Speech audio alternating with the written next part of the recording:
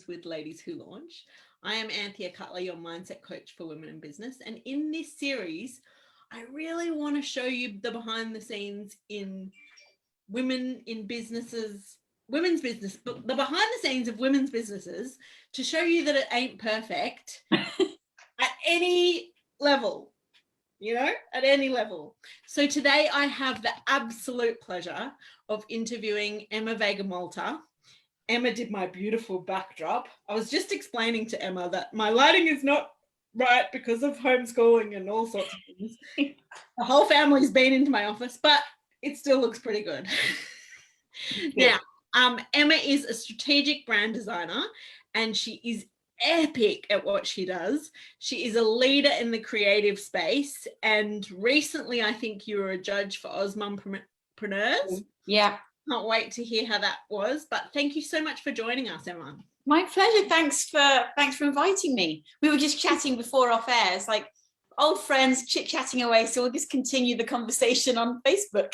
Totally. And that is literally why I started this particular series, was because I was talking to all women of all levels of business, and I was like, I really wish people could kind of see these conversations. Yeah. Because then in the online space, I would hear people talking about launching and how perfect it was and how they weren't ready to do it yet. And I was like, you kind of already are launching, babe. Yeah. And it doesn't have to be perfect. No, it does not have to be perfect.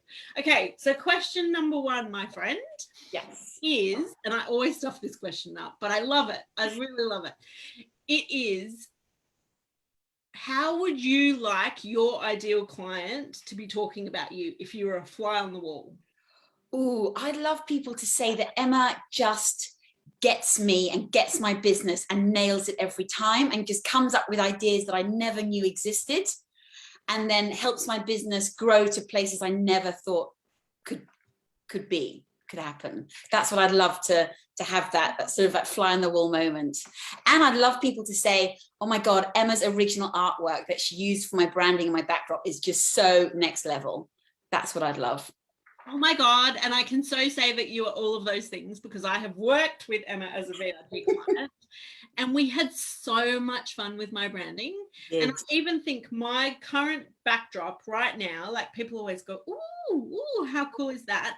And the one thing that I know that we absolutely nailed is the lightheartedness and the fun, because when I sit in front of my backdrop, I remind myself to have fun in my business, and my clients are constantly reminded to have fun in their businesses. So it is totally doing its job.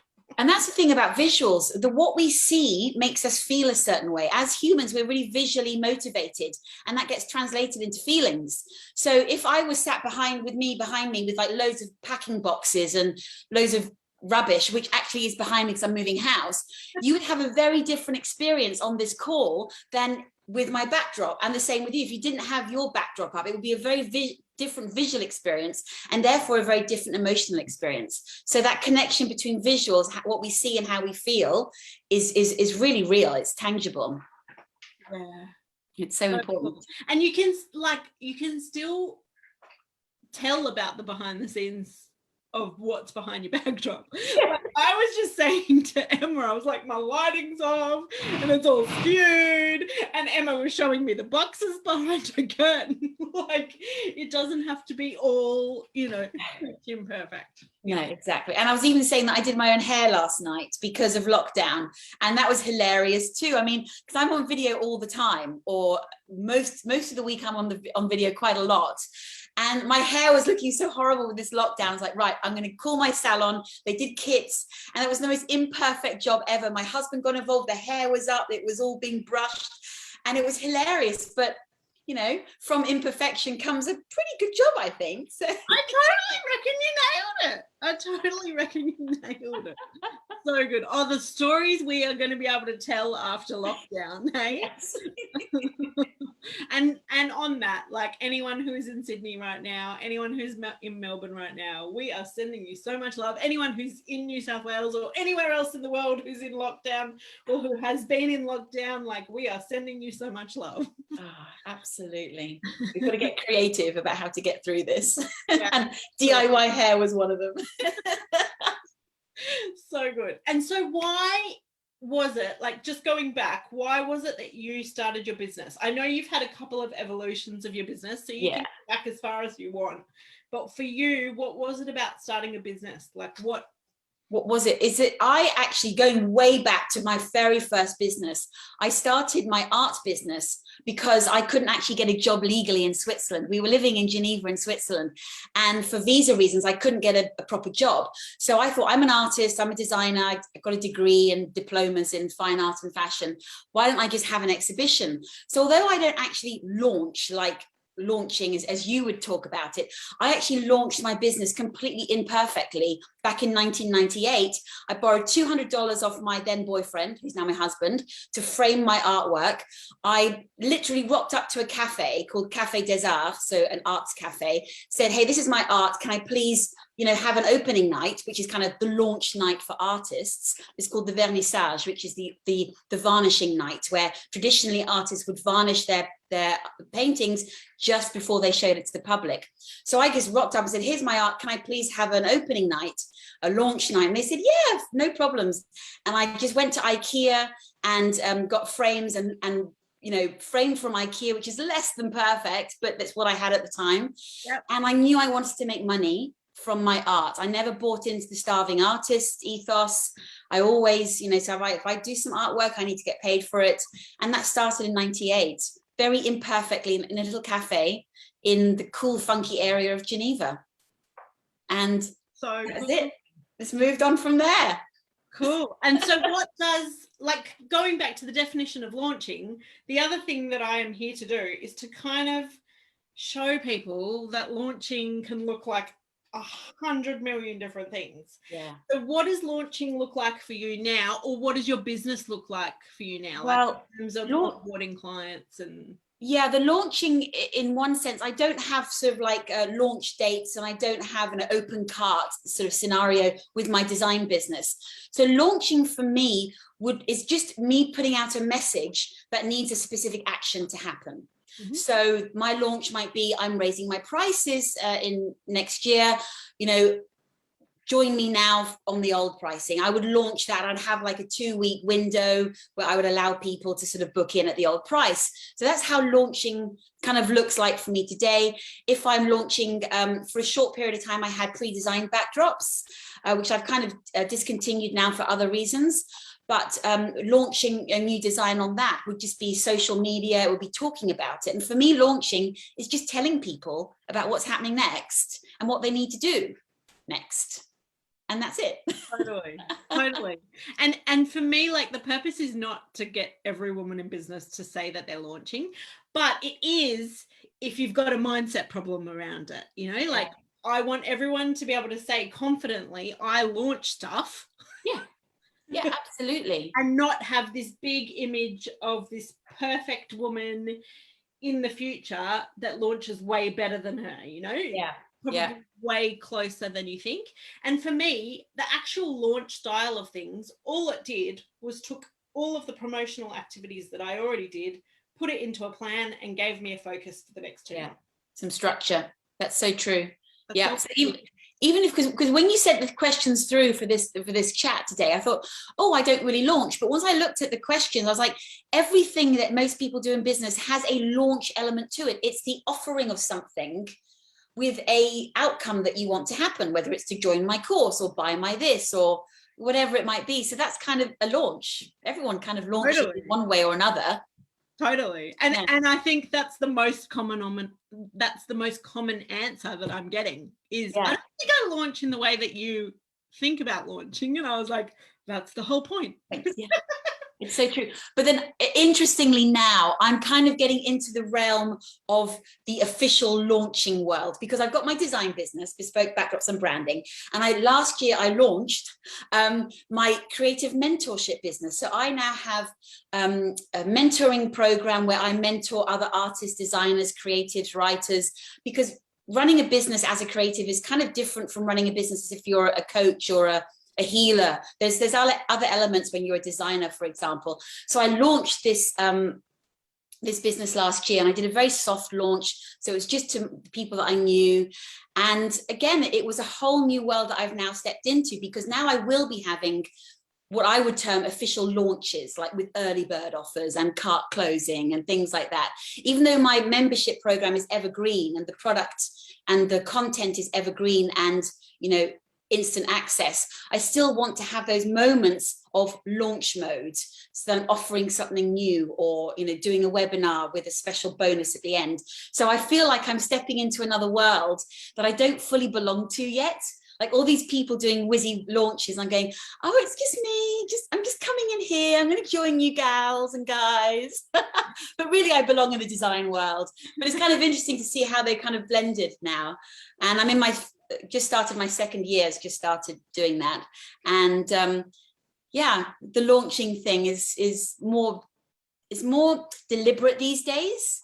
Yes. But it's still just offering people, hey, come to my webinar, you know, join my mentorship program. And, you know, it's not so different from what I was doing in my design business, but it feels different. Totally. And as I look forward to launching in my business, I love the structure of launching, and I think that the structure of launching keeps me focused and accountable. But launching for me is never going to be a rigid thing. Yeah. I'm a rebellious, love to go rogue. Yeah. That's the style of launch I will always be doing, because like we did an art class with me and my family last night. Oh, cool. Yeah, we just watched a lady that we know, Vanessa Ashcroft, put up like a lockdown workshop on her page. Nice. So me and 3 members of my family did it, and mine was so rogue. They all followed the instructions to like K. I'm an artist, baby. Red wine, a Galois cigarette, berry on your head. And I just had a giggle to myself. I was like, if there's anything that my business has taught me, it's that, like, to embrace my rogue. Yeah, it's so true. But you know, I agree with that. I've tried, having been in business of some shape or form for 23 years, especially online in the last 10 years, I've tried many forms of structure in my business, whether it's for, you know, launching a product or social media or whatever. And I've done everything from breaking everything down to micro steps and slotting that in for every 10 minutes in my day. And I've gone the other way of doing absolutely no planning whatsoever. And I found that happy balance in the middle, where I like to have a general direction and focus. But if the spirit takes me to write something or do something or offer something, then I have that freedom within that framework to be able to do that. So I've tried them all. I've tried the really rigid ones, and I've tried the do what you want to do type thing. And neither work for me. It's kind of that, got to have a container, a boundary, which I even tell my mentors, my members in my group, you know, with creativity, you need to have a container, which is the boundary. But within that, you can go crazy. Totally. And for me, it's actually having quite a structured plan to start off with. Yeah. But with the caveat that I'm allowed to go rogue whenever I want. Yeah. Otherwise you feel really constrained if I can't do that. My Excel spreadsheet says I can't do that. And it's like, I know. So I always giggle when any of my membership ladies are like, oh, I didn't follow the plan. And I'm like, that's in my plan to not follow the plan. But you've got to have some sort of structure to know that you're not following the plan. Otherwise you wouldn't have a clue. Exactly. And I'd just be down by the beach every day going, oh, what happened to my business? I know. And then weeks roll into months and years and you think, oh God, I haven't done anything. Especially in lockdown. How weird is time in lockdown? It's like you don't know what day it is. I never know what day it is. I never kind of knew anyway, because I don't run my business according to weekends, because I don't have kids at home. I'm an empty nester. My kids are at uni. So I don't really, Sunday, Monday, Wednesday, it's all the same to me. But I have noticed during the last year and a half with all the lockdowns in general, you know, life being weird, is that the weeks go really fast. I don't know if that's anyone else, but it's like, it's Friday again. It's like, what? It's crazy. I don't know why, but no, I know, it's very strange. kind Okay, of weird. all right, getting back to our questions. Yes, moving So on. what I want to do with my community is model for them how women in business do easy in their business. So it can be launching, it can be any kind of lessons that you've learned about easy in business. What are your key go-tos where you know that it'll feel easy if you do those things? And it can be mindset, structure, it can be anything. I definitely think easy for me is on a daily basis. I have an end of the day. So I have a 5:30 commute because I obviously work from home. So I feel that at 5:30, tools down, laptop goes down, have a glass of wine. And I really look forward to that. And that's kind of easy for me. I don't feel like I need to work 24/7. And that feels expansive. I go to bed early. So that's kind of makes my mind feel at ease. Easy, don't feel I should be following someone else's plan, because that, like I said before, makes me feel too rigid and I feel very stressed out if I don't follow that plan. So that's, I do easy running the business the way I want to do it. But that's because I've been doing it for so long. I've worked out what does and doesn't work for me. Yeah.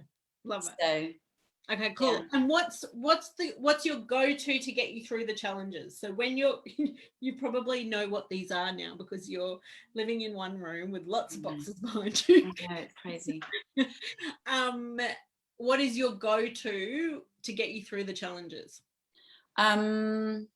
Walking, definitely walking, exercising, listening to music, reading. Honestly, even before COVID, I'm a voracious reader. I can get through a book in like 3 or 4 or 5 days, depending on what it is.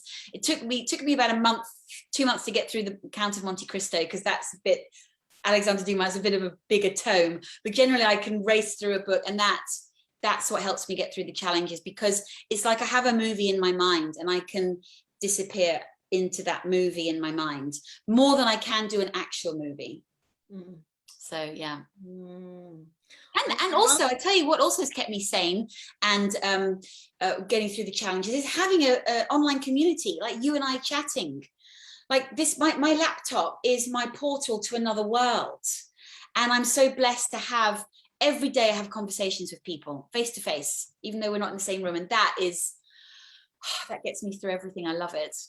I know. It can get me out of any funk. Yeah, absolutely. Chatting with someone. Yeah, absolutely. So good. Okay, amazing.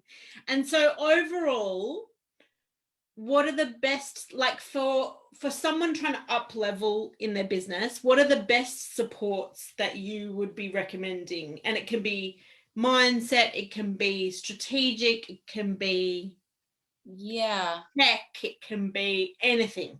To up level, definitely surround yourself with a community of people who are on the same journey as you, roughly the same journey as you. I would definitely say invest in some tech support, sort of the software. I'm a big fan of bootstrapping. Like I have cobbled together so much in my business, but only to find out what bits break first. And when that bit breaks, that's when I spend the money on, okay, now I need that software to help me with this, or now I need to hire this person to help me do that. So that's the upgrades to up level in my business. And then of course, going with my work is the branding. You get to a certain point where DIY works for you. Well, I always do DIY because I design my own stuff. DIY for you is slightly different to DIY for the average person though. Yeah, I'm fully DIYing my branding, but generally the up level when it comes to what I do for my clients is that they have the DIY brand, which is great. You should start somewhere. Don't let perfection on branding stop you from getting your first client or doing your first launch. But once you realize, oh, that doesn't look so good, or that doesn't feel right, or it didn't resonate with my audience, or I'm embarrassed to send people to my website, then you know, time to get some help. Yeah. And move on. Yeah. Absolutely. Love it. So good. All right. Well, thank you. I think that's all of my questions. Thank you. Oh, before I ask you about your free and paid offers. Yes. Is there anyone in particular that you would want me to interview that you'd love to hear more about the behind the scenes of their business? I don't know.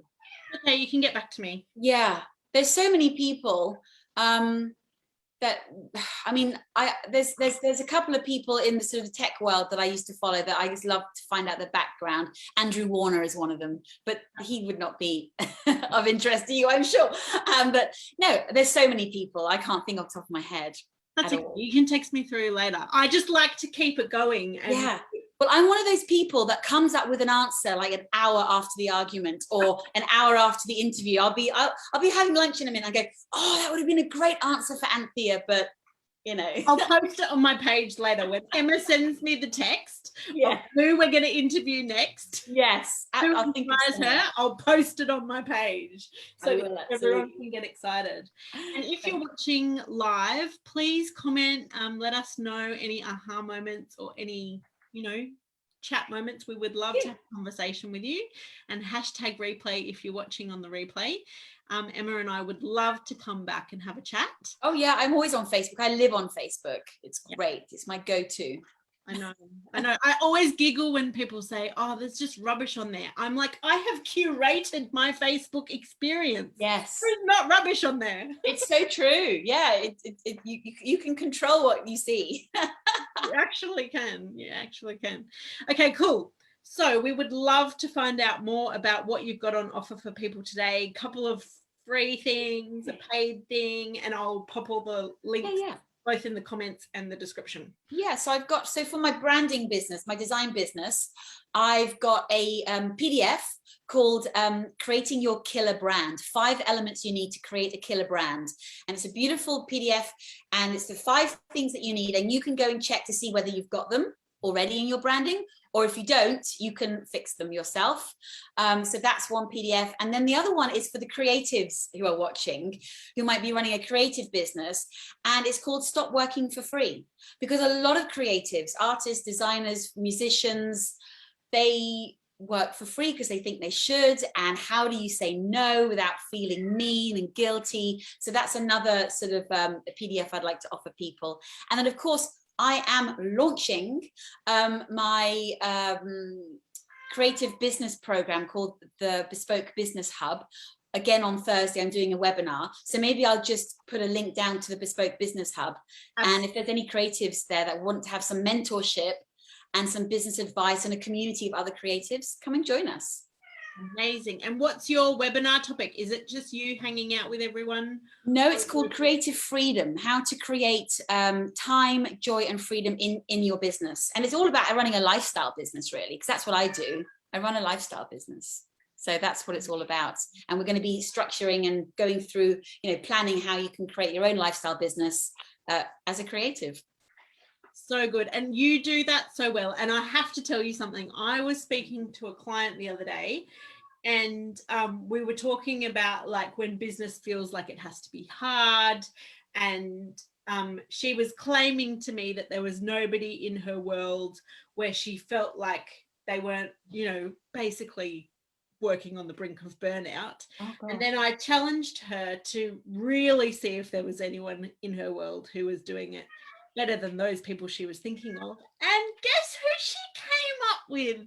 It was you. Oh, really? Oh my goodness. Yeah. That's so amazing. Oh, that's nice. Maybe she saw my video. I recently took myself off for 6 weeks traveling up the east coast of Australia before lockdown. And I took my business with me, with my husband. We packed everything in the car, 7 weeks, Airbnbs, all the way up to the Great Barrier Reef. And I was fully booked in my business. And it was fun. It was a lifestyle. I love that you did that. Now you're living in one room, and then soon you'll be in your new house. I can't wait to move into my new house. I'm going to appreciate every single room, every bathroom, every square inch of it. I know. Emma and I were just saying, like, how grateful are we going to be when we're in the next phase of all this? Fingers crossed.